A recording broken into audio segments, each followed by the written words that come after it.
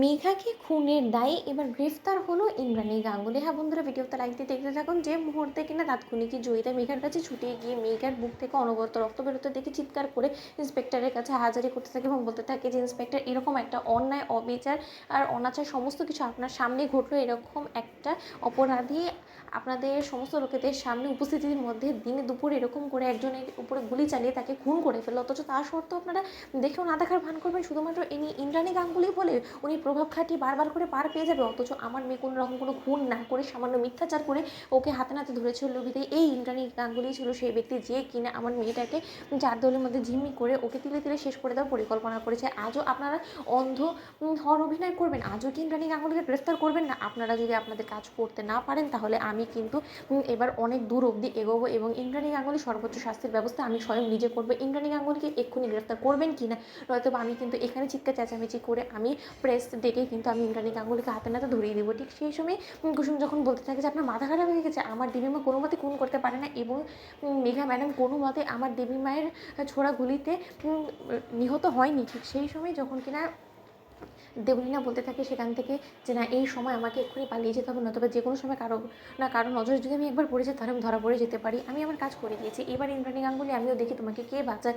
এবং মম, তুমি যাকে কিনা এতটা ভালোবেসে ফেলেছো, তোমার মেয়ের থেকেও বেশি তার গুরুত্ব তোমার জীবনে এতটা, সেটা আমার জানা ছিল না, সেটাও আজকে জানা হয়ে গেলো। এবার তুমি স্বয়ং নিজেই নিশ্চিত করবে ইন্দ্রাণী গাঙ্গুলি শাস্তি এবং সেটা করতে গিয়ে রীতিমতো আমার হয়ে তুমি প্রতিশোধটাও নিয়ে নেবে। এটাই ভালো হয়েছে, এক ঢেলে দু পাখি মারা হয়ে গেল আমার। ঠিক সেই সময় ইন্সপেক্টর যখন বলতে থাকে যে Mrs Indrani Ganguly, you are under অ্যারেস্টে, মেঘাকে খুন করার দায় আপনাকে আমরা গ্রেফতার করতে বাধ্য হচ্ছি। ঠিক সেই সময় ইন্দ্রাণী গাঙ্গুলি বলতে থাকে যে তোমরা কেন বিশ্বাস করছো না, আমি কোনো মতে গুলি চালাইনি, আমি মেঘার দিকে বন্দুক তাক করেছিলাম সেটা সত্য, কিন্তু আমি কোনো মতে আমার গান থেকে কোনো মতে বুলেট বেরোয়নি এবং কোনো মতে মেঘার গায়ে লাগেনি সেটা। ঠিক সেই সময় জয়িতা বলতে থাকে যে আমি কোনো কথা শুনতে চাই না ইন্সপেক্টর, এই ক্রিমিনালটাকে এক্ষুনি হির করে টানতে টানতে আপনারা এখান থেকে নিয়ে যান। ঠিক সেই সময় কুসুম যখন বলতে থাকে যে ওর দেবীমাকে কথা দিয়েছে, দেবীমা এই কুসুম সরকার এখানে দাঁড়িয়ে অগ্নি সাক্ষী করে প্রতিজ্ঞা করে আপনাকে বলছে যে কোনো মূল্যে হোক না কেন আপনাকে নির্দোষ প্রমাণ করে আপনাকে বেকসুর খালাস করে আদালত থেকে ছাড়িয়ে আনবে এবং আপনার যে বা যারা আপনার এগেনস্টে চক্রান্ত করে আপনাকে মিথ্যে অভিযোগের ভিত্তিতে ফাঁসানোর চেষ্টা করছে তাদেরকে আমি খুঁজে বার করব